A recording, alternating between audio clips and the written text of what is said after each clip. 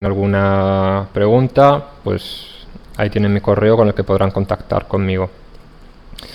El webinar de hoy, mejora de la continuidad del suministro eléctrico, se ha estructurado de la siguiente manera. Primero una introducción para contextualizar el tema y enfocarlo, y luego ya trataremos más profundamente de las tecnologías referentes a la mejora de continuidad, para finalizar con una serie de recomendaciones o a modo de resumen. A nivel de calidad, ¿qué es lo que se debe entender o qué es lo que se entiende? Pues la calidad de suministro comprende tres conceptos. El primero, la continuidad, o a veces también llamado fiabilidad, que hace referencia a la capacidad de poder suministrar energía durante un periodo largo de tiempo sin interrupciones. La calidad de producto o calidad de onda, que se refiere a las distorsiones que puede tener la onda senoidal, principalmente de tensión. Y un tercer aspecto, no tan eléctrico, pero que sí deben contemplar, o sí que se contempla normalmente en la legislación referente a calidad de suministro, que es la calidad de atención al cliente por parte de las compañías eléctricas.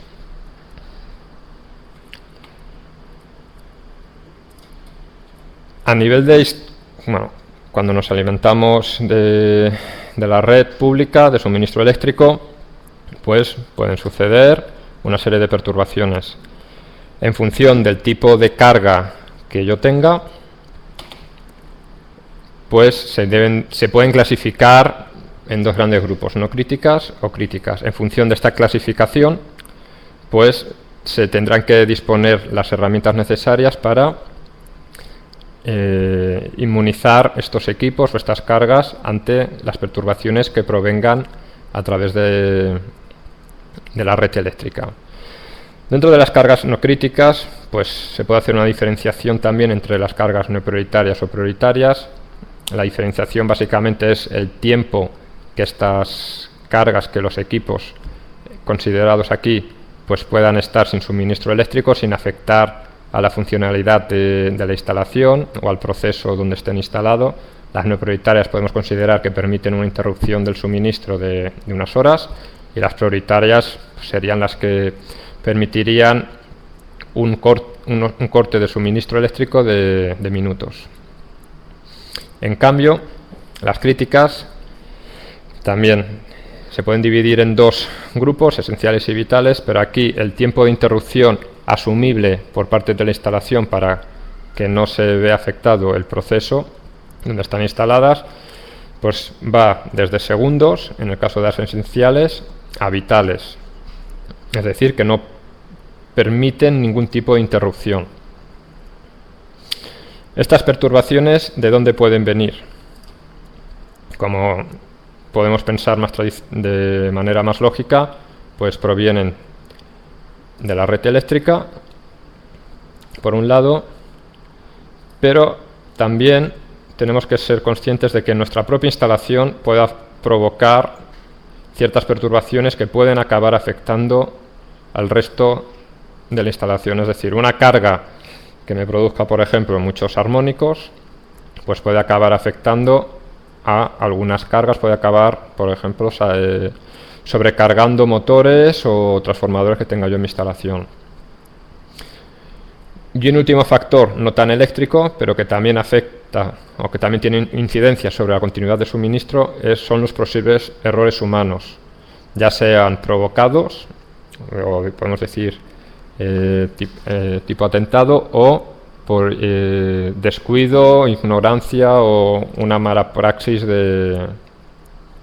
la hora de ejecutar una acción. Todas estas tres tipologías, tres orígenes de las perturbaciones, pues hay que tenerlas en cuenta a la hora de considerar el concepto de calidad de suministro, porque todas tienen su incidencia y ante todas se puede, digamos, actuar. Pues, por supuesto, cada una tiene su manera, su herramienta para evitar los problemas. Cuando se habla de instalaciones, con un alto índice de calidad, o mejor dicho, de fiabilidad de suministro, de continuidad, básicamente se puede pensar en los centros de procesamiento de datos, que cada vez son mayores en número, sobre todo por el tema de las telecomunicaciones, que actúan como base de datos y a la vez también como centros de interconexión de las diferentes bases de datos.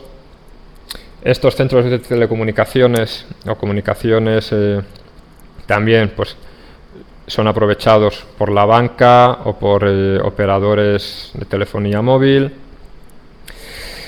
y también por empresas de logística. Asimismo, pues tenemos hospitales y laboratorios. Todos nos podemos hacer una idea de lo que puede causar un corte en el suministro en un hospital, el riesgo que pone en este caso sobre las vidas humanas. En el caso anterior sería sobre unas pérdidas económicas bastante significativas. Y también, pues en un proceso de producción continua, pues una interrupción, un pequeño corte, pues puede llevar una parada en la producción en el caso más beneficioso, de unos minutos, pero si es una fábrica de producción, por ejemplo, papelera, pues esta interrupción puede llegar a un paro de horas y a lo mejor algunos días por todo el proceso de reparar el producto que se haya quedado obstruido en las tuberías y la posterior puesta en marcha otra vez de todo el proceso.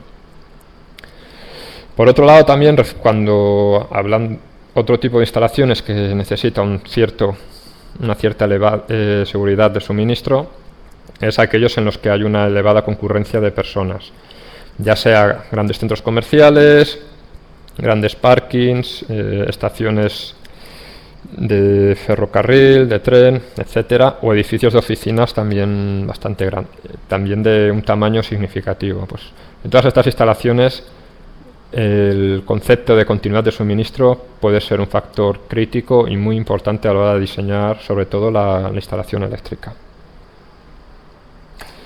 A modo de resumen, en esta transparencia, en este esquema, se puede ver los diferentes medios para la inmunización de instalaciones eléctricas.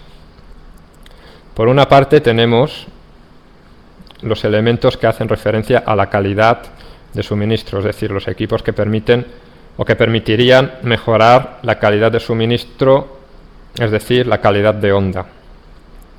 En cambio, los situados a la derecha, además de permitir una mejor calidad de suministro, también permitirían la mejora o un incremento de la continuidad de este suministro eléctrico.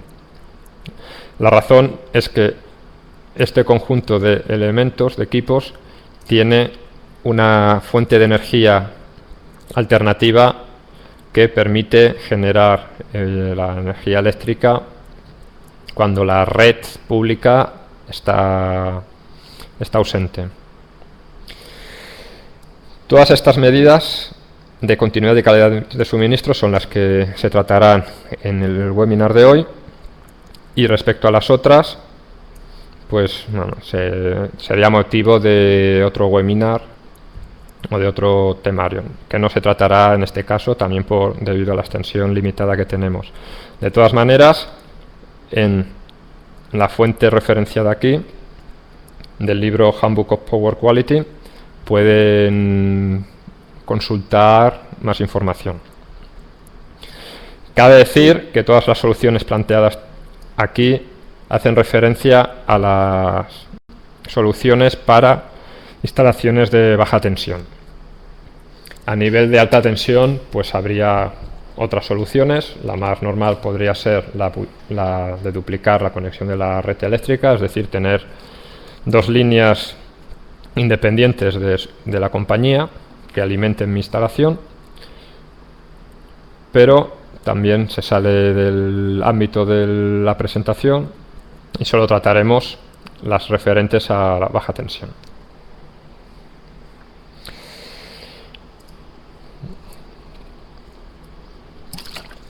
Como primer elemento y más conocido es el tradicional grupo electrógeno. que consiste en la conjunción de un motor térmico más un generador eléctrico. Esta tecnología madura utiliza como combustible normalmente como diésel, y el motor térmico de combustión pues está conectado su eje con un alternador, y el movimiento del motor térmico permite generar la electricidad. El rango de potencias de estos equipos pues es desde unos pocos kilovatios hasta varios megavatios, pero tienen el hándicap de que emiten un cierto nivel de ruido, su nivel de ruido es significativo, y también la emisión de los gases de la combustión. Estos dos hechos hacen que se requieran instalarlos en habitáculos o en salas especialmente acondicionadas, tanto a nivel de ruido como para la evacuación de los gases de combustión. A nivel de su control tenemos tenemos diferentes estrategias. La estrategia más barata pero que me permitiría una menor protección ante eventos sería el arranque manual del grupo. En este caso, cuando se notifica una pérdida de la red pública, pues se arranca manualmente el grupo. Es conocido que el tiempo de arranque del grupo más el tiempo de puesta en régimen permanente del conjunto del grupo electrógeno puede oscilar alrededor de entre 15 y 30 segundos. Esta solución pues nos provocaría que un corte en las cargas del orden de este tiempo, el orden en el que tarda el grupo electrógeno en arrancar y ser capaz de asumir la carga de la instalación. A fin de mejorar esta posibilidad, pues existe el control automático de la conmutación de red a grupo. Entonces, a través de un armario de control, un dispositivo de control, el grupo arranca y en un menor tiempo permite, en este caso, que el grupo alimente las cargas. Si todavía el tiempo en el que el grupo asume la carga no lo consideramos suficientemente rápido, pues se le puede añadir elementos como el volante de inercia. Este volante de inercia funciona de la siguiente manera: a partir de un motor alimentado de la red pública y conectado con el eje del motor de combustión, acciona un volante de inercia que está también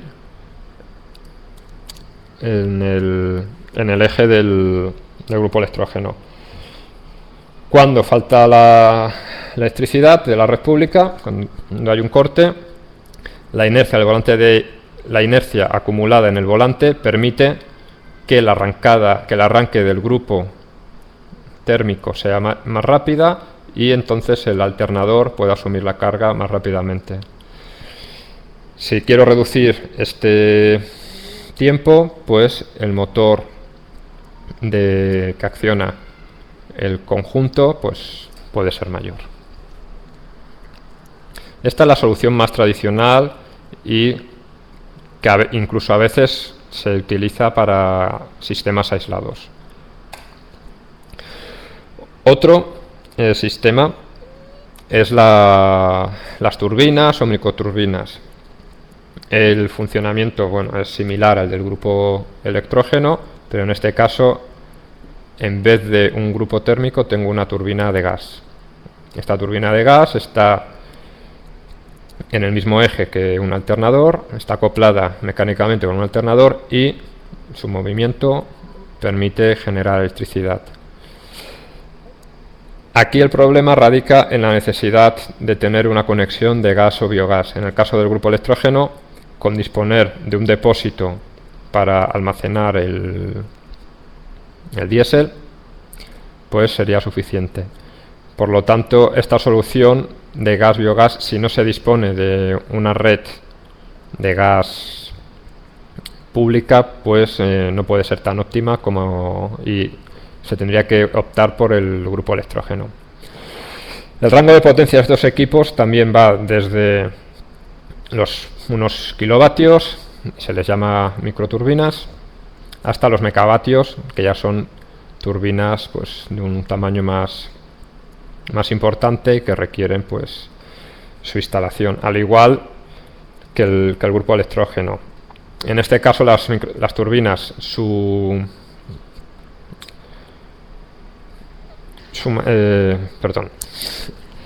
tienen un aspecto similar pues a unos equipos de las microturbinas, tienen un aspecto similar a unos equipos de los UPS estáticos, me parecen como armarios, aunque necesitan, al igual que los grupos electrógenos, pues acondicionar la sala para la salida de gases, y también a nivel acústico si se instala en un lugar donde pueda haber personas afectadas, que puedan verse afectadas por el ruido. Si hablamos ya de turbinas del orden de megavatios, pues la instalación civil adquiere todavía más importancia. Esta tecnología, al igual que la del grupo electrógeno, pues se pueden considerar bastante maduras. En cambio, la siguiente, que son las pilas de combustible, pues como todos sabemos es una tecnología más en desarrollo, y las experiencias que hay de utilizarla como suministro alternativo a la red pública son más experiencias piloto. Aquí el combustible que se utiliza, o que utilizan las pilas de combustible, es el hidrógeno. Este hidrógeno se puede obtener a través directamente de bombonas de hidrógeno o de combustibles fósiles, a los que en este caso se debería de añadir un reformador a la pila para que extrayera del combustible el hidrógeno necesario. El funcionamiento es similar, la pila entregaría la energía a partir de la reacción química del hidrógeno más el oxígeno, y aquí sería necesario disponer de electrónica de potencia para poder inyectar en la red, ya que las pilas de combustible, la energía que producen es en forma de corriente continua. El rango de potencias en este caso también puede ser desde los pocos kilovatios hasta los megavatios. A nivel de instalación puede ser como un armario, tal como se ve en la figura, un armario similar a un 6 estático, que se puede instalar prácticamente en cualquier lugar porque la reacción química se produce dentro, pues hace que no tiene, digamos, una emisión de ruido, no se produce ningún tipo de explosión ni combustión como en el caso de los grupos electrógenos y las turbinas, y tampoco emiten gases. Lo que sí que hay que tener en cuenta es que emiten calor, ¿vale?, y agua. El hidrógeno y el oxígeno, al reaccionar, pues se obtiene calor y agua, que hay que tener en cuenta a la hora de instalación. Hay que poder evacuar el calor, ya sea para expulsarlo a la atmósfera o aprovecharlo para otro proceso, y el agua que se produce en la reacción, pues igualmente hay que tenerla en cuenta para dirigirla adecuadamente. Es decir, se requiere también, aparte de la instalación eléctrica, considerar otros aspectos en la instalación. Estos tres sistemas, digamos, se basan en un combustible exterior y necesitan de una cierta nivel de instalación aparte de la eléctrica. Como alternativa o complemento, que ya veremos más adelante, un poco la diferencia, pues existen los denominados sistemas de alimentación ininterrumpida, que son sistemas que actúan como interfaces entre la red pública y los equipos sensibles a las perturbaciones, con el fin de suministrar de una manera continua a las cargas pues un suministro con la calidad deseada. A nivel de sistemas de alimentación interrumpida, SAI con los acrónimos en español, UPS con los acrónimos en inglés, podemos distinguir dos tecnologías: los SAIs dinámicos, que se basan en el almacenamiento de energía en volantes de inercia, almacenamiento mecánico, y los SAIs estáticos, que son equipos de electrónica de potencia que basan su energía principalmente su fuente de energía son las baterías. Últimamente, pues como las dos tecnologías tienen sus pros y sus contras, pues se están proponiendo soluciones híbridas de combinar la electrónica de potencia de los SAIs estáticos con los volantes de inercia como sistema de almacenamiento en vez de las baterías. Más adelante en la presentación lo veremos. Volante de inercia es la base, como se ha comentado, de los SAIs dinámicos. ¿Qué es un volante de inercia? Pues básicamente es una masa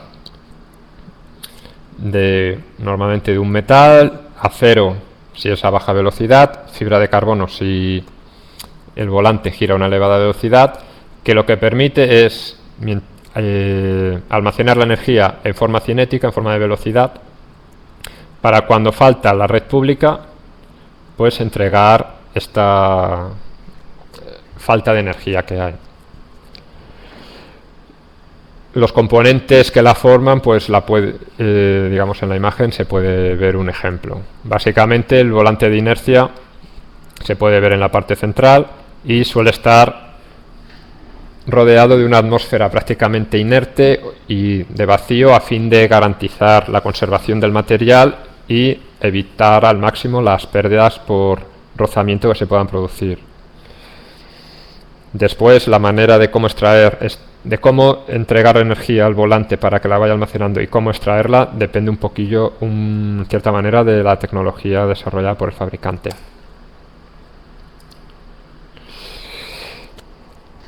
Un hándicap que tienen los volantes de inercia es que almacenar energía de manera cinética pues es bastante complejo hacerlo en grandes cantidades.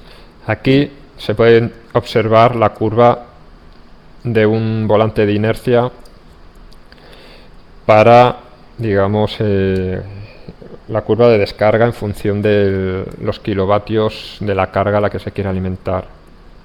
Estas curvas las pueden encontrar en cualquier fabricante de estos equipos.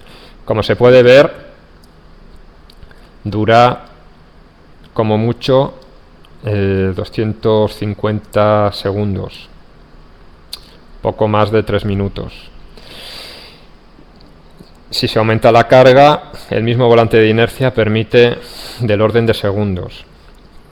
Esto es al hándicap a que me refería. Los volantes de inercia permiten almacenar energía, pero la densidad es muy pequeña. No obstante, su aplicación pues es básicamente para mejorar la continuidad ante huecos de tensión o cortes muy breves de suministro. La estructura de los SAIs dinámicos es la que se puede ver en este gráfico, en donde normalmente la carga se alimenta a través de la red y en paralelo hay el sistema de SAI dinámico. Este sistema SAI dinámico funciona de la siguiente manera: mientras hay red, una máquina que actúa a la vez de motor y generador alimenta el volante de inercia. En cuanto se produce alguna perturbación en la red, el volante de inercia es el que automáticamente entrega la energía a la carga o complementa, digamos, la energía que recibe la carga. ¿Por qué esta electrónica de potencia entre el volante de inercia y la máquina motor generador? La razón es que al ir entregando energía, el volante de inercia va perdiendo velocidad. Como todos sabemos, la frecuencia que necesitan las cargas está definida: 50 Hz sistema europeo, 60 en América, aunque algunos países a 50, ¿vale? Pues para adecuarse a la frecuencia de la red, pues hay un sistema back-to-back que permite que, a medida que varía la velocidad del volante de inercia, pues adecua la entrega de energía al motor generador para que lo haga a la frecuencia nominal de la red, y así la carga no note ningún tipo de desviación en este sentido. Esta es una de las configuraciones más típicas que hay en cuanto a volante de inercia a nivel de funcionamiento, pues la manera de funcionar. La función del bypass es, si tengo algún problema en el sistema SAI dinámico, pues sin tener que desinstalar o abrir la conexión de la carga, me permite un camino alternativo a que la carga se alimente desde la red y yo pueda efectuar en el sistema de alimentación ininterrumpida el correspondiente mantenimiento o acciones pertinentes que se deban realizar. Este volante de inercia, pues algunos fabricantes lo colocan en situación vertical, en este caso Piller, sería este el volante de inercia, esto sería la máquina motor generador. Otros como ITEC lo colocan en posición horizontal, volante de inercia, el motor generador, pero el funcionamiento viene a ser básicamente el mismo. A este, para aumentar la capacidad de entrega de energía, se suele añadir un motor diésel. Como he comentado, la capacidad del volante de inercia, la capacidad de almacenar energía es limitada, por lo que el motor diésel permite que esta capacidad se vea aumentada. En el siguiente gráfico se puede ver el funcionamiento. El volante de inercia, mientras hay red, funciona a la velocidad en la que va almacenando energía.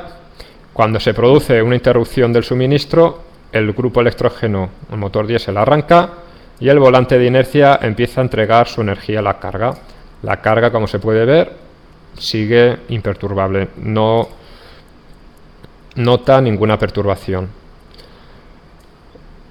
El grupo electrógeno, el motor diésel, continúa alcanzando su velocidad hasta el régimen permanente y la alcanza antes de que el volante de inercia pierda toda la energía almacenada. En el momento que el grupo electrógeno llega a velocidad de régimen permanente, él se embraga con el eje del sistema autogenerador y hace y alimenta, digamos, todo el sistema. De esta manera permite que el volante de inercia vuelva a recuperar la carga nominal. Cuando retorna la red pública, el sistema del motor diésel se desembraga, pero no se desconecta por si es un falso retorno de la red. Después de un tiempo que se verifica que la red pública está presente, que no hay ningún problema, pues se detiene. Como se puede ver en este proceso, la carga, o es decir, el motor generador, que es el que alimenta la carga, no ha perdido la velocidad nominal de funcionamiento, por lo que la carga ha estado inmune a cualquier tipo de procesos. Visto el SAI estático, pasamos al segundo tipo de sistema de alimentación interrumpida, que son los SAIs estáticos. Estos equipos, como se ha comentado, son equipos de electrónica de potencia que en una instalación tienen el aspecto que se ve en la imagen. Es un armario cerrado con los elementos pertinentes para permitir una inmunidad ante diferentes perturbaciones. Se trata de una tecnología de electrónica de potencia formada por normalmente un rectificador de alterna continua. Este rectificador puede ser de tipo pasivo, en este caso los puentes de interruptores estáticos que lo forman pueden ser diodos o tristores, o también activo si el rectificador está formado por un puente de IGBTs. Después del rectificador hay un borde continua, que es donde se conectan las baterías, que sirve de sistema de almacenamiento para cuando falte la red pública o haya algún tipo de perturbación, y es de donde el ondulador, que es el equipo que transforma la energía del bus y la almacenada en las baterías de continua a alterna, obtiene la energía para alimentar las cargas. A nivel de onduladores, todos los equipos estáticos utilizan puente de IGBTs con control basado en modulación de de ancho de pulsos o de espacio vectorial para generar la onda sinusoidal que alimenta las cargas. Estos tres elementos, rectificador, bus de continua y ondulador, son los elementos principales de los 6 estáticos. No obstante, para que el sistema funcione adecuadamente con la máxima fiabilidad, hay otros elementos como el bypass estático, el bypass manual. En algunos casos es necesario un transformador de aislamiento y también en algunos casos se necesita filtros a fin de que el propio SAI estático no perturbe a la instalación, filtros básicamente de armónicos. A nivel de estructura de los 6 estáticos, en el mercado existen, en el mercado y la normativa EN 62040-3 distingue 3 tipos en función de su modo de operación. Tenemos los de doble conversión, que tal como su nombre indica, en funcionamiento normal hay una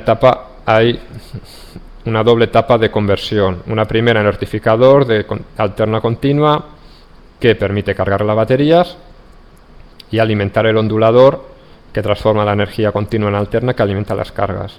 En modo baterías, son las baterías las que entregan la energía al ondulador para que alimente la carga. En caso de avería de la electrónica de potencia, pues el equipo, a través del bypass estático, alimenta la carga. El segundo tipo son los stand-by, los SAIs estáticos en stand-by, en los que su funcionamiento es de la siguiente manera.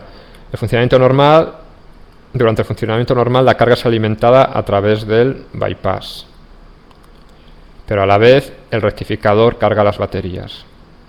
Cuando hay un problema en la red, desde las baterías se intenta eliminar o solucionar el problema entregando la energía a través del ondulador a la carga. La estructura del stand-by es la misma que el doble conversión, pero el modo de funcionamiento, como se puede haber observado, es diferente. Por supuesto, también las propiedades de protección son diferentes. También lo veremos más adelante. Y por último y tercero, el tipo de SAI Line Interactive. Estos equipos, en modo normal, están en paralelo con la carga, y cuando hay alguna perturbación en la red dentro del margen que ellos pueden solucionar, normalmente oscila entre el 15 y el 20%, a nivel de perturbación en tensión, pero si hay una interrupción, pues son los que entregan la energía. En modo normal, entregan la energía a la carga y se cargan las baterías. En caso de un corte, las baterías son las que entregan la energía al equipo de electrónica de potencia, que ondula la energía almacenada y la entrega a la carga. Aquí en este caso el mismo equipo rectifica para cargar baterías y ondula para generar la energía para la carga.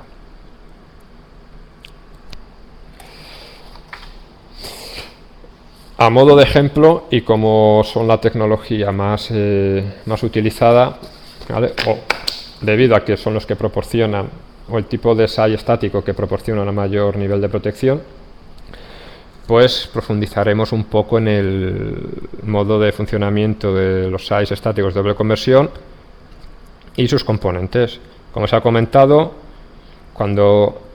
mientras existe red, mientras hay red no hay perturbación, pues el equipo de doble conversión se encuentra entre la carga y la red, y primero hay una etapa de rectificación que permite cargar la batería y alimentar el ondulador para entregar la energía a la carga.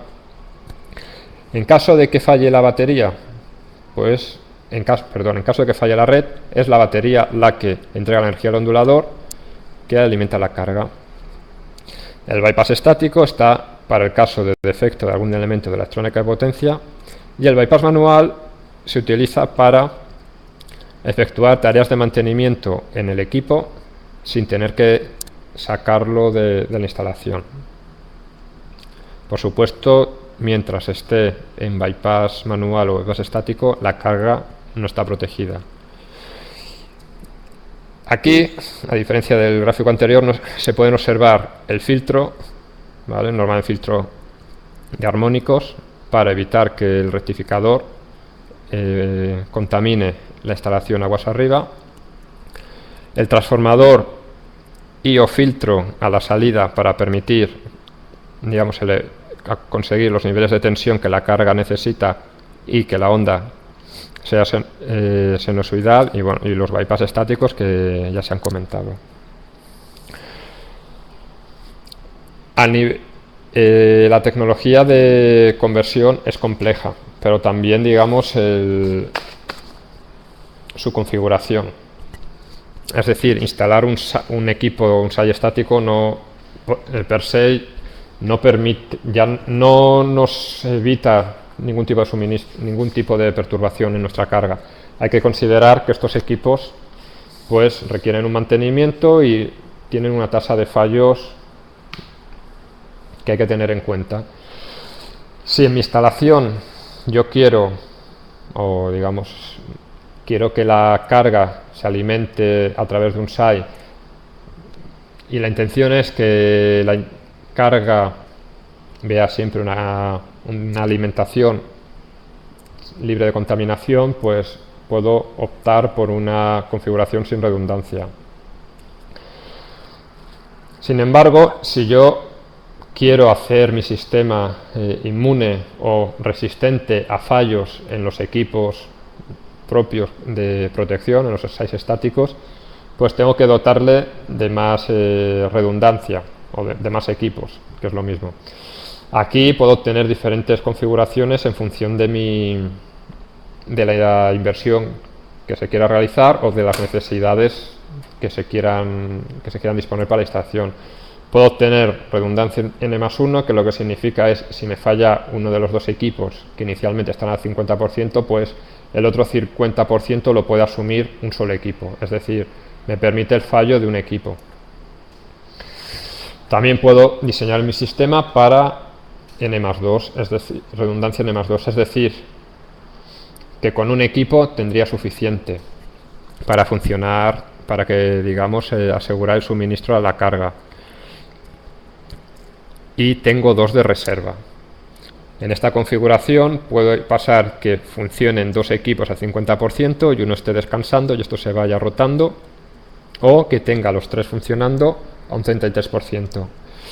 Este aspecto del nivel de carga es importante porque el rendimiento de estos equipos por debajo del 50% disminuye bastante.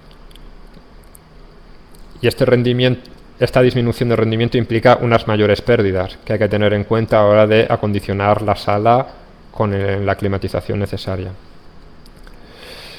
Una posible alternativa a la redundancia N+1, y para evitar que mi sistema, cuando se alimente por el bypass, tener una barrera frente a las perturbaciones de la red, es lo que se le llama redundancia en hot standby. Es decir, tengo dos equipos, redundancia N+1, pero el segundo, en vez de colocarlo en paralelo, como en este caso, lo coloco en el bypass, el segundo equipo. Este segundo equipo normalmente no alimenta, pero tiene las baterías cargadas. Si mi SAI, que está alimentando normalmente la carga, tiene algún tipo de problemas, pues aseguro que el bypass tiene una alimentación libre de cortes o de perturbaciones que puedan suceder. Por supuesto, el nivel de equipos extra se puede ir aumentando hasta infinito. Aquí, luego, como he comentado ya, se debe tener en cuenta el coste y la amortización de la inversión que se quiera realizar. Puedo tener redundancia N+3, N+4 y los modos de funcionamiento pueden ir variando.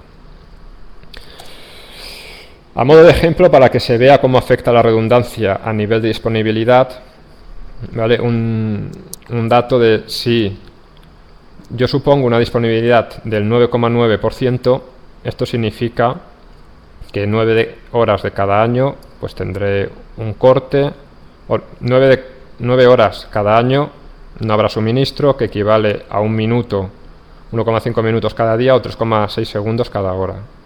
Si yo quiero reducir este tiempo, pues tendré que invertir más en mi instalación y aumentar el nivel de inmunidad. Como se puede ver en el cuadro, si yo dispongo de 2 SAIs en paralelo sin bypass o redundancia, es decir, que necesito los 2 bypass para alimentar mi equipo, pues tendría una fiabilidad de 25.000 horas. Si para alimentar la misma carga solo pongo un equipo, esta disponibilidad, esta fiabilidad aumenta, debido a que elimino componentes del sistema, menos componentes, menos riesgos de fallos. Si le aumento un bypass estático, en función de la red que tenga, la calidad o la fiabilidad de la red, pues aumenta considerablemente la fiabilidad. Si pongo 2 con redundancia, pues aún más, y así en los diferentes ejemplos que se pueden ver en esta tabla. Como he comentado, la tecnología de los SAIs estáticos es una tecnología bastante compleja y difícil de entender para los no conocedores de electrónica de potencia. Por eso, a fin de eliminar malentendidos o estrategias comerciales confusas, los propios fabricantes de SAIs propusieron a nivel europeo la norma 62040-3, que básicamente define los ensayos a realizar y cómo se realiza, y contempla que el usuario los pueda realizar a petición propia. Todo esto con el fin de que se mejore la comprensión de esta tecnología y eliminar, como he comentado, posibles estrategias comerciales que lleven a luego malentendidos o que acaban repercutiendo en el funcionamiento de una instalación. Esta normativa es aplicable a todos los SAIs, desde los de más pequeña potencia hasta los de megawatts. ¿Vale? Esta es la descripción, el índice de la norma, objetos, referencias normativas, términos, las condiciones ambientales, las de servicio, qué ensayos eléctricos y no eléctricos se pueden hacer y cómo hacerlos. Y luego en los anexos se definen las diferentes configuraciones, tipologías y con qué tipo de carga no lineal, etcétera, para fin de hacer los ensayos. Una de las características de esta norma es que para evitar terminologías de verdadero offline, online, pues, y evitar esta confusión, esta posible confusión que lleva a estrategias comerciales, pues se define una manera de caracterizar los equipos en base a 8 dígitos. Los 3 primeros hacen referencia a la configuración del SAI en función de las prestaciones de su salida, los siguientes 2 la forma de onda de salida y los siguientes 3 las prestaciones dinámicas a la salida. El primero, las 3 siglas pueden ser VFI, VFD y VI. VFI, que la tensión de la entrada es independiente, tensión y frecuencia de la entrada independiente de la salida. VFD, que la tensión y frecuencia de salida son dependientes de la entrada. Y la VI, que únicamente la tensión de salida es independiente de la entrada. La forma de onda, pues en función de si funciona en modo bypass, normal o bypass, el primer dígito, y el segundo indica por funcionamiento en baterías. En la clasificación SXI en función de si es senoidal, en este caso sería una S, si es senoidal solo para el caso de carga lineal y no senoidal el caso de carga no lineal, y la I para el caso de que no sea una onda sinusoidal en ninguno de los casos. Y por último, los 3 últimos dígitos hacen referencia ante un cambio en la entrada, una perturbación, un corte, qué pasa en la salida, qué sucede en la salida, qué es lo que ve la carga. Entonces ahí los 3 dígitos vienen a indicar el primero cuando se cambia de modo de funcionamiento, independientemente este cambio cual sea, El segundo, cuando el cambio de funcionamiento normal a baterías con carga lineal, y el tercero, cuando este cambio de funcionamiento normal a baterías es con carga no lineal. Y puede obtener estas tres clasificaciones, 1, 2 y 3. La 1 no hay una interrupción, la 2 hay una pequeña interrupción de hasta 1 milisegundo, y la 3 permite hasta una interrupción máxima de 10 milisegundos. Esto se puede ver más claramente en la siguiente diapositiva.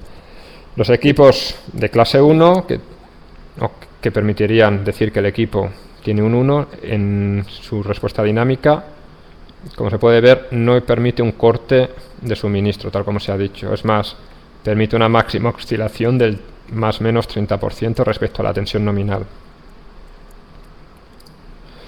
En cambio, los de clase 2 permiten una interrupción de hasta 1 milisegundo, y los de clase 3 hasta 10 milisegundos de un corte de tensión. A nivel de sobretensión, pues permitirían una sobretensión del 100% durante un máximo de 1 milisegundo. Estas curvas pueden ser importantes, sobre todo si las comparamos con las curvas de inmunidad de los equipos. Por ejemplo, la famosa curva ITIC de los equipos de informática. Pues si superponemos ambas curvas, podemos ver cuándo o qué equipo me permite una inmunidad ante las características de diseño con las que se realizan los equipos, en este caso de informática industrial. A modo de resumen de los 6 estáticos, en la siguiente tabla se puede ver los tipos de perturbaciones que pueden afectar a las cargas y qué tecnología, qué tipo de SAI permiten solventar esta perturbación. Como se puede ver, los VFI correspondería con los doble conversión y permitirían todo el rango de perturbación, proteger ante todo el rango de perturbaciones. Los VI, que corresponderían con los del Interactive, permitirían un menor número de perturbaciones a proteger, sobre todo las más rápidas. Y los VFD, que corresponderían con la clasificación o con la tipología standby, pues permitirían solventar problemas, sobre todo de interrupción de suministro, al igual que los demás, pero transitorios más rápidos pues no permitirían una protección. Si esto lo trasladamos a nivel o otros parámetros, por supuesto los VFI son los que mejor protegen, pero su coste es más elevado y su rendimiento es más bajo porque están siempre en funcionamiento. En cambio los VFD pues su coste es más bajo y su rendimiento es mayor porque su funcionamiento es ocasional. Sin embargo, pues hay que tener en cuenta que el suministro en modo normal es de la red y hay una conmutación de cambio de modo normal a modo baterías, por lo que bueno, si esa conmutación la carga la pueden asumir, pues VFD puede ser una buena posibilidad. Si no, deberíamos acudir a los VI o Line Interactive, pero si tampoco la conmutación menor que en el VFD, pero todavía del orden de los 4 milisegundos, la carga no la puede asumir o no se quiere correr este riesgo, pues ya habría que ir a los VFI o doble conversión. Si se comparan las dos tecnologías de SAI estático y dinámico, pues el SAI estático, al ser equipo de electrónica de potencia, pues la potencia de cortocircuito está limitada. Esto puede afectar a la operación de protecciones aguas abajo. Sin embargo, el SAI dinámico, al ser una máquina eléctrica la que alimenta, la que interactúa con la red, pues podemos tener del orden del 14 veces la intensidad nominal como corriente de cortocircuito, por lo que las protecciones pues podrían actuar sin ningún problema. Sin embargo, el SAI dinámico requiere un gran espacio, una gran ova civil, porque su potencia, para que sea rendible, es del orden de los megavatios. Sin embargo, la autonomía es de segundos. En cambio, el estático no tiene grandes requerimientos de espacio, incluso a nivel de ruido pues no es significativo. Lo que sí pues requiere un mínimo de acondicionamiento, sobre todo a nivel de temperatura.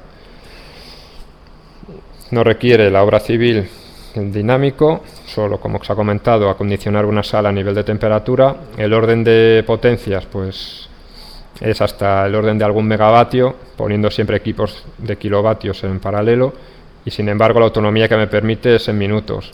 Esta autonomía pues son las baterías las que me proporcionan. Cuanto más autonomía quiera, más baterías he de poner, pero en este caso las baterías sí que necesitan un acondicionamiento de las salas. Como comenté, pues se está desarrollando tecnología híbrida, ¿vale? La idea del SAI dinámico más estático, que consiste básicamente en combinar la electrónica de potencia, el rectificador y el ondulador, conectados a través de un bus de continua, y en vez de colocar baterías, se coloca un volante de inercia. Este equipo solo protegería principalmente ante huecos de tensión, o sea, su autonomía sería limitada. Si se quiere aumentar esta autonomía, se necesitarían unas baterías. Esta solución lo que permite es que las baterías no sufran tantos ciclos de carga y descarga, porque cuando hay un hueco, pues esto acaba afectando, y en cambio el volante de inercia, estos ciclos cuando la existencia repetitiva de huecos no le acaba afectando a sus ciclos de vida, su vida útil. Por lo que, digamos, esta combinación de volante de inercia más baterías conectadas al bus de continua permitiría mejorar la vida útil, o digamos incrementar la vida útil de las baterías. Y además esta solución, con la electrónica de potencia de los SAIs estáticos, permitiría que se pudiera instalar un volante de inercia en un espacio sin necesidad de gran obra civil, ¿vale? Es una solución pues que algunos fabricantes están proporcionando también. Por último, tenemos los sistemas de continua. Estos sistemas básicamente están pensados para alimentar cargas en continua, por lo que primero hay una rectificación de alterna continua de la red, unas baterías que están de pulmón y que alimentan las cargas. Puede ser que, como el caso de la derecha, las baterías estén en serie con las cargas, estén con pulmón, o que las baterías, cuando hay una perturbación de red, entren en funcionamiento. Bueno, esta solución, hay un tiempo de conmutación mayor que en este caso. Si las cargas, como en el caso anterior de los SAIs stand-by, a diferencia de la sobreconversión, la carga lo puede asumir, pues no hay problema. Aquí las soluciones para almacenar la energía son las baterías. La más tradicional es almacenar la energía en plomo ácido. Sin embargo, pues hay otra, de función de la aplicación, como pueden ser, por ejemplo, subestaciones eléctricas, para asegurar el funcionamiento, dado que las condiciones de trabajo son más extremas, pues se usan las de níquel cambio o incluso las de níquel metal hidruro. En cambio, las de ion litio, pues es una tecnología que va muy bien para aplicaciones portátiles, pero de momento está en fase de integración a este tipo de sistemas. No está todavía su mercado no es muy extenso, sino, digamos, hay más bien aplicaciones piloto, sobre todo por el tema de costes, ¿vale? Plomo ácido sigue siendo, tanto para sistemas DC como para los sistemas de alimentación interrumpida estáticos, es la solución más tradicional y fiable. Hay otras alternativas que se están desarrollando, como pueden ser los supercondensadores. Como he comentado antes, los picos, los ciclos continuos de carga y descarga que pueden sufrir las baterías disminuyen su vida útil. Estos supercondensadores, se está pensando en poner supercondensadores conjuntamente con las baterías, con la misma intención que se ponen los volantes de inercia, a fin de reducir estos ciclos, estas cargas y descargas continuas, y que la suma del supercondensador, que son elementos más pequeños, más fáciles de cambiar y también más, en este caso, baratos. No requeriría dimensionarlos para toda la autonomía. Una tecnología más a largo plazo en la que se está pensando es almacenar la energía en bobinas superconductoras. Aquí se almacenaría la energía en campo electromagnético y permitiría entregar grandes puntas de potencia, pero durante un tiempo limitado.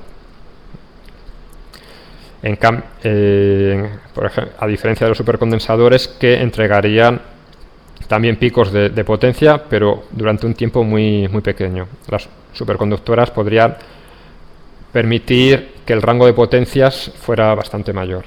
Pero son dos tecnologías, sobre todo la segunda, las bobinas superconductoras, bastante en desarrollo. Sobre todo por lo que se refiere a nivel de densidad energética, como se puede ver en el siguiente gráfico. Las baterías de plomo, de níquel cambio y las de ion litio todavía más, su densidad energética es muy elevada respecto a las tecnologías de supercondensador y almacenamiento en superconductores, en bobinas superconductoras. Son dos opciones que se están desarrollando y que tendrá que tener en cuenta a medio o largo plazo, pero que de momento no tienen cuota de mercado. Como se ha comentado, la conmutación de una carga de un módulo de la red a los sistemas de alimentación interrumpida o de la red a los grupos electrógenos es importante. Aquí entrarían los módulos de transferencia de carga. Es un factor también importante a considerar en la instalación, ya que por los tradicionales electromecánicos pues sabemos que tienen un funcionamiento fiable, es robusto. Sin embargo, el factor más importante es que hay un paso por cero inevitable. Esto pues las cargas lo pueden notar y puede provocar una parada, un corte, aunque solo sea durante un milisegundo. Sin embargo, los modos de transferencia de carga estáticos, pues este tiempo de transferencia sería cero, la carga no vería ninguna interrupción. Sin embargo, a diferencia de los electromecánicos, pues existen unas pérdidas de conducción que hay que tener en cuenta. Y estos equipos estáticos pues son bastante más caros y más grandes que los equipos tradicionales electromecánicos, que es un aspecto a considerar a la hora de dimensionar la instalación. Como ya estoy aproximándome al final, comentado, los medios para la mejora de continuidad de suministro consisten básicamente en disponer de un sistema alternativo a la red eléctrica. Para cuando haya una perturbación en ella, sobre todo un corte de suministro, pues disponer de una cierta autonomía para continuar el proceso o permitir una parada automática, una parada controlada del mismo. Aquí es importante la autonomía de los equipos que tenga, de los equipos instalados o la que se desee, y cómo se conmuta de un sistema de alimentación de una fuente de energía eléctrica a la otra. Así que normalmente ¿qué se hace? Una posibilidad, una combinación, y hay diferentes posibilidades: disponer de red eléctrica más hay estático más grupo electrógeno, red eléctrica más hay dinámico más grupo electrógeno, red eléctrica más hay estático más turbina, red eléctrica más turbina, dos redes eléctricas y ningún otro sistema. Esto depende de la instalación, donde se encuentra, disponibilidad de recursos técnicos y económicos que se dispongan tanto para el diseño como luego para el mantenimiento. Normalmente la solución más empleada a día de hoy es disponer de una conexión con la red eléctrica, un SAI estático y un grupo electrógeno. El SAI estático se dimensiona normalmente para una autonomía de 10-15 minutos, mientras el grupo electrógeno arranca y asume la carga. Entonces el grupo electrógeno cuando no hay la red es el que alimenta, y el SAI estático está siempre como backup, como fuente de auxilio. Sin embargo, como he comentado, el coste es importante. Cuanto más cerca del sistema a inmunizar o asegurar su continuidad de funcionamiento, más barata es la solución. Por lo tanto, hay que identificar, como he comentado al principio muy bien, qué tipo de carga tengo, qué quiero o qué necesidades tiene esta carga de alimentación eléctrica, y así puedo estimar la inversión a realizar. Cuanto más cerca, más barata. Cuanto más abarque de la instalación, más cara. Básicamente porque aumenta la potencia a asegurar. O sea, aumenta las cargas, la potencia de las cargas que deben continuar su suministro, por lo tanto aumenta el tamaño del equipo, la obra y la potencia a entregar. Ya a modo de resumen final y unas pequeñas conclusiones, después de ver todos los equipos, pues ¿qué es lo que hay que hacer si se quiere diseñar una instalación eléctrica con una elevada fiabilidad de suministro? Pues lo primero es conocer la instalación y las necesidades, tanto de la carga como las necesidades del proceso. No es lo mismo un centro de proceso de datos, centro de cálculo de un banco que de un centro comercial. Los objetivos son totalmente diferentes, sobre todo seguro que quieren 24 horas, 365 días al año suministro eléctrico, pero la inversión en cuanto a redundancia será muy diferente, más que nada por las pérdidas económicas que puede conllevar un pequeño corte, una pequeña parada en la actividad.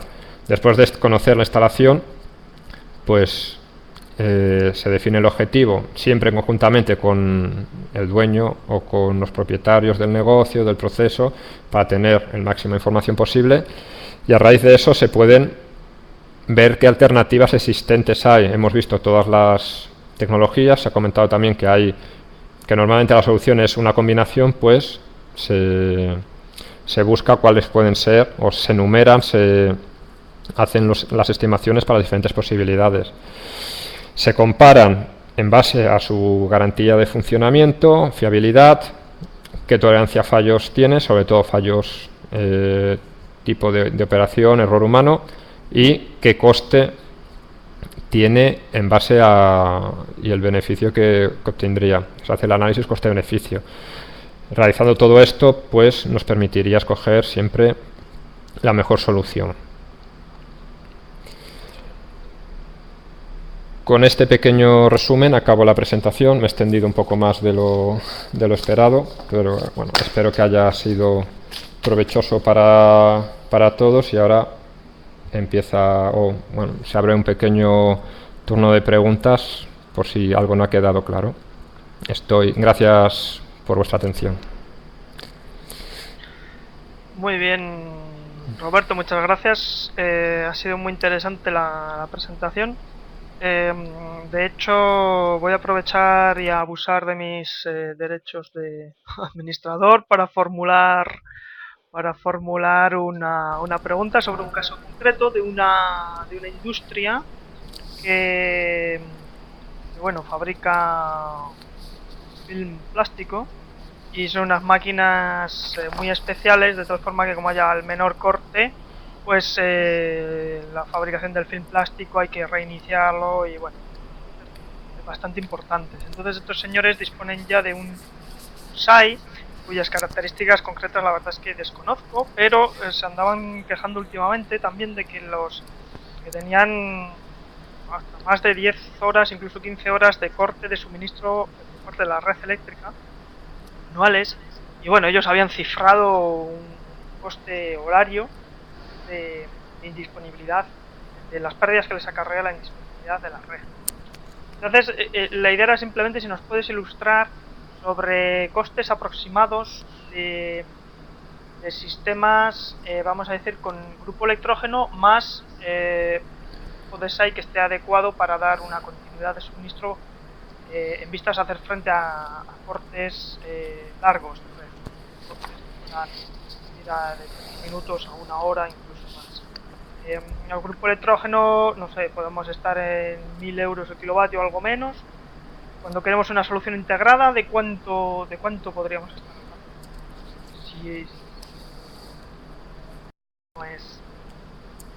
Si se puede dar, si no depende demasiado de casos. Gracias. Bueno, Fernando, es una muy buena pregunta. Lamentablemente ya te has avanzado a la respuesta y no dispongo de esos datos, más que nada porque se suele tratar de... Bueno, como siempre hay estrategias comerciales, y los fabricantes de estos equipos, pues si no vas a comprar, pues no te lo facilitan, y bueno, desgraciadamente, pues, o afortunadamente yo no me he visto en la necesidad de tener que comprar, estos equipos, por lo que no desconozco los importes. Sin embargo, a ver, es la inversión que se pueda realizar en estos equipos. Al final, en este caso, que dice, si tienen 15 horas de cortes anuales, estas personas en menos de un año han amortizado la inversión, seguramente. O sea, no...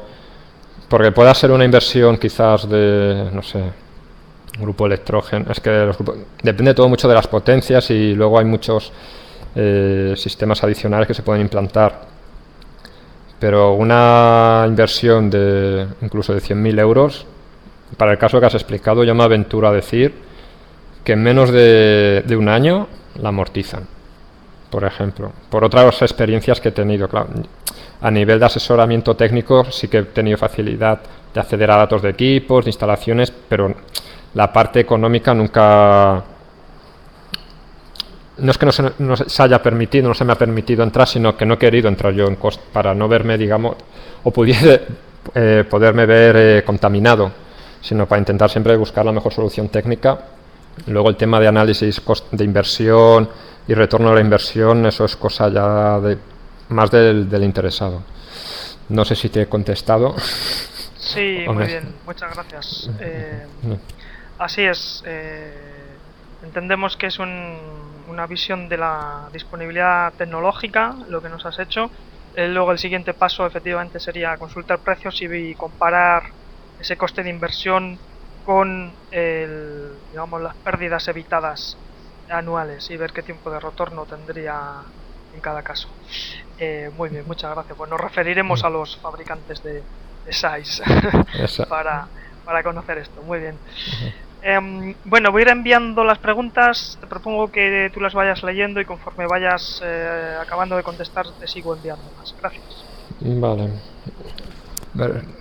Pablo pregunta: ¿qué rendimiento energético puede tener un sistema de volante de inercia? A ver, pregunta también un poco complicada porque, bueno, al menos por mi parte no he podido realizar ningún ensayo a estos equipos. Esta información pues también es bastante cautiva de los fabricantes. En el caso de los SAIs estáticos sí que he podido hacer algún ensayo y puedo hablar con más criterio, pero conociendo un poco o viendo un poco la cadena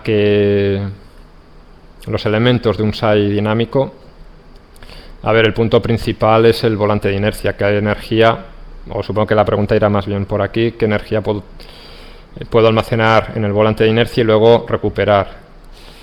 La verdad es que no puedo decírtelo. En la otra parte de la cadena, con los elementos de electrónica de potencia y la máquina motor generador, pues estos equipos, su rendimiento es más del 95% siempre. O sea, en esa cadena puedo perder, o sea, antes de llegar al volante de inercia puedo tener un 5%, digamos, de pérdidas, y luego en el volante pues supongo que también habrá pérdidas, pero no me atrevo a decir una cifra, porque tampoco soy desconocedor, lo siento, Pablo.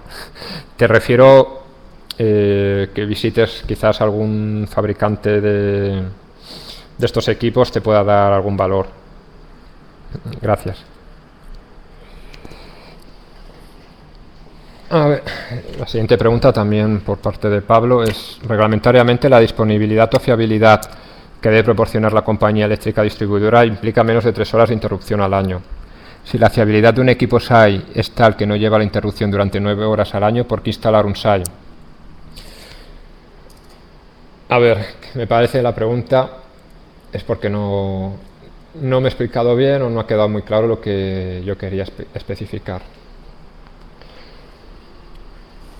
Cuando se habla de fiabilidad o de disponibilidad de un sistema, pues lo que se hace normalmente es coger todos los elementos que hay y calcular el tiempo medio entre fallos. Entonces esto es lo que nos da la fiabilidad o disponibilidad de los equipos. Si se coge, por ejemplo, el catálogo de fabricante de SAIs estáticos, ellos siempre, bueno, siempre se habla de 9,99999, o sea, se añaden nueves en los decimales. ¿Esto significa que estas horas que yo he comentado antes, de que si un 99,9% representa 9 horas al año, era a modo de ejemplo, no era que te lo dieran, pues un 9,99 significará mucho menos. Por supuesto, esto no significa que te vaya a fallar cada año 9 horas, ¿vale? Pero sino que el sistema en sí tiene esa disponibilidad. Tú, si realizas el mantenimiento adecuado, no tienes por qué tener ningún tipo de interrupción del suministro. Por lo tanto, sí que merece la pena instalar un SAI. No sé si así ha quedado un poco más claro el concepto de fiabilidad a que me hacía referencia con los nuevos. Tal vez completar la... Sí, por supuesto, Fernando. Sí, Roberto. Disculpa. Si me permites tal vez completar la respuesta, efectivamente, si el compromiso de suministro de la distribuidora es de no más de 3 horas de interrupción, efectivamente puede haber esas 3 horas de interrupción. No obstante, si mi equipo tiene 9 horas de indisponibilidad al año, para que los dos acontecimientos coincidieran, en realidad estamos hablando de uno y otro, es decir, que sería una multiplicación de probabilidades que nos daría, si yo aplico el 99,9% o el 0,1% de indisponibilidad del SAI por las 3, o sea, por el 0,0 lo que corresponda para llegar a las 3 horas de indisponibilidad de la red, pues al final llego a que la probabilidad de que los dos acontecimientos se produzcan simultáneamente, es decir, que haya un corte de la red y que además justo en ese momento mi SAI no funcione, pues es totalmente despreciable, es decir, que eso no va a ocurrir, una vez de cada 10.000 años. Entonces, con el SAI, aunque el mismo SAI tenga una tasa de disponibilidad, tendremos que coincidir en disponibilidad del uno y del otro. Supongo que esto corroboras, Roberto. Gracias. Sí, por supuesto, Fernando, gracias por completar y dar otro enfoque a la pregunta. Bueno, paso a la siguiente pregunta realizada por César Augusto. ¿Cómo se cuantifica la vida útil remanente de los SAIs estáticos? Gran pregunta. Cuando se diseñan los equipos, uno de los parámetros a los que se tienen en cuenta, uno de los parámetros de diseños es la vida útil del sistema que se diseña, del equipo que se diseña, y este depende básicamente de los componentes y las condiciones de componentes que lo van a formar y las condiciones de entorno en los que se encuentran. Los equipos, los SAIs, normalmente las condiciones de diseño hablan de 20 años. Es lo que especifica mayoritariamente los fabricantes. Sin embargo, esto no significa que no te vaya a fallar durante 20 años. Fallará porque hay una fiabilidad de los componentes. Sin embargo, si se realiza el mantenimiento adecuado, las inspecciones adecuadas y el entorno, las condiciones del contorno donde está instalado son las de diseño, pues el equipo permitirá un mejor funcionamiento, su actitud ante el trabajo será mejor, por lo que, digamos, la vida útil es como en el cálculo de la vida útil es como en cualquier sistema. El componente dentro de todo el sistema habrá componentes que haya que sustituir cuando se vean desgastados por una razón u otra, o una mala instalación o unas condiciones de entorno excesivas. Por ejemplo, se me ocurren los ventiladores de disipación de calor, quizás en un SAI estático puede ser uno de los equipos que más se cambian. ¿Por qué puede cambiarse más en una instalación que en otra? Pues quizás si tienen que estar más tiempo funcionando, pues cumplen su vida útil, y a partir de ahí ya su capacidad de evacuación del calor ya no es la misma. Entonces, si en la etapa de mantenimiento, en el momento de mantenimiento se identifica esta situación, pues consiste en reemplazar un ventilador por otro. O sea que es una acción muy, muy fácil de realizar. Es decir, al final la vida útil pues es en función también de, o sea, hasta la condición de diseño y el mantenimiento que se le vaya realizando. Espero haber contestado la pregunta, César Augusto. Y paso a la siguiente, de Óscar Pérez. Bueno, supongo que es Óscar. ¿Cuáles son las recomendaciones a tomar en cuenta para la transferencia de carga en presencia de banco de capacitores en líneas de media tensión, de donde se conecta el transformador en media tensión, baja tensión, que alimenta a la industria, donde se tiene la llave de transferencia de baja y donde se tiene la llave de transferencia de baja tensión? A ver,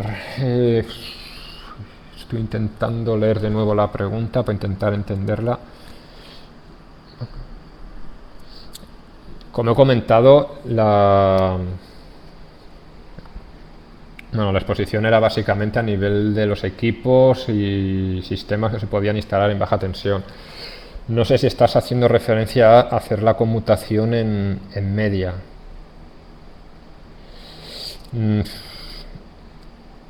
Normalmente los equipos de transferencia de carga se instalan, bueno, yo al menos los que conozco son los de baja tensión, y se instalan lo más próximo a las cargas a proteger. Es decir, abajo de, si tengo la red eléctrica y un grupo electrógeno, pues aguas abajo de estos dos elementos, por lo que la incidencia del transformador no es mínima en este caso.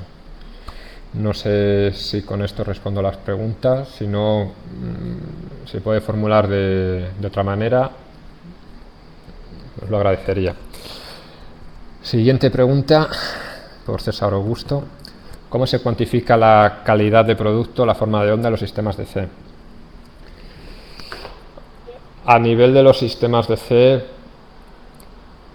me parece, con riesgo de equivocarme, porque que no existe una normativa a nivel de calidad en forma de onda, porque bueno, lo que interesa es, bueno, la calidad de producto, forma de onda en corriente continua, digamos, es que interesa lo que más plana sea. Lo que sigue, claro, para generar esta corriente continua, pues necesito, si deriva de alterna, necesito un rectificador, un equipo rectificador. Entonces, en este caso, ¿qué es lo que se mira?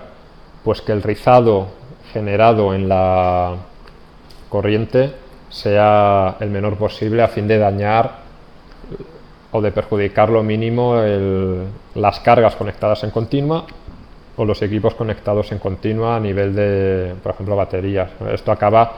Este rizado vendría a ser análogo a los armónicos en corriente alterna. Lo que induce es calor en los puntos por donde pasa, entonces calentaría las baterías, y también las baterías, si hubiera baterías, o las fuentes de alimentación de continua que hubiera. La siguiente pregunta de Cristian Tobar: ¿cuál es tu consideración con respecto al futuro y la aplicación de la tecnología de almacenamiento de supercondensadores y de bobinas superconductoras? A ver, a nivel de bobinas superconductoras, como he comentado, la impresión es de que será a medio o largo plazo, y ya más por largo plazo. Opto más por el largo plazo, más que nada porque, aunque la capacidad de entregar el pico es importante y la utilidad del sistema es importante, sin embargo,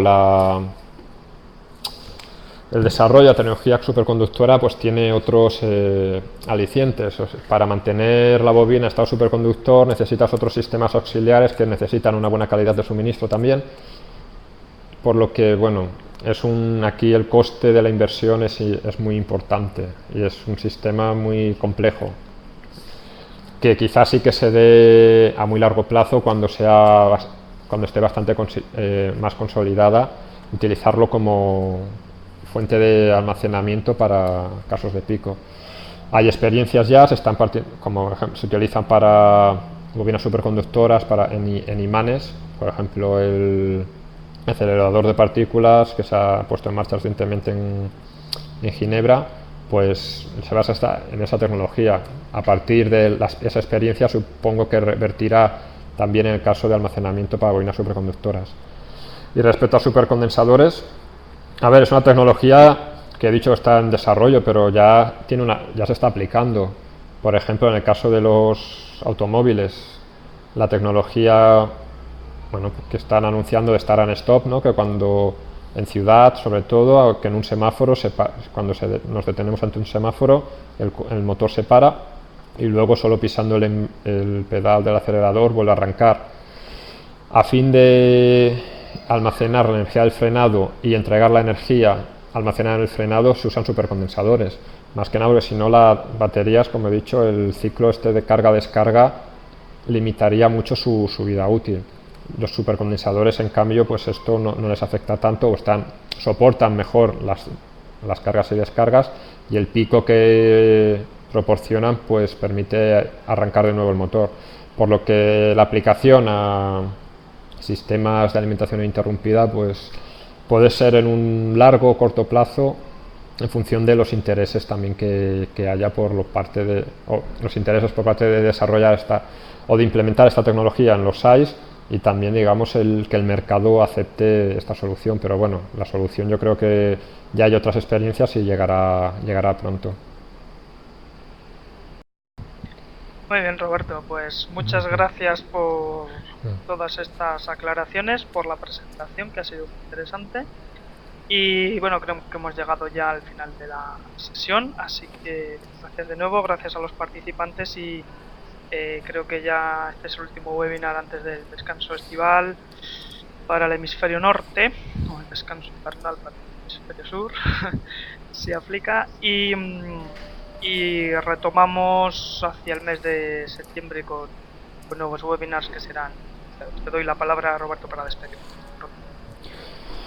Bueno, solo agradecer la asistencia y el interés por el tema, y bueno, y recordar que si tienen algún tipo de consulta pueden contactar conmigo a través del correo electrónico que estaba en la presentación. Como dice Fernando, pues aprovechando que es el último webinar, pues también deseo, al menos antes del periodo vacacional para hemisferio norte, aprovecho para desear un feliz descanso estival a todos los asistentes. Muchas gracias y hasta otra.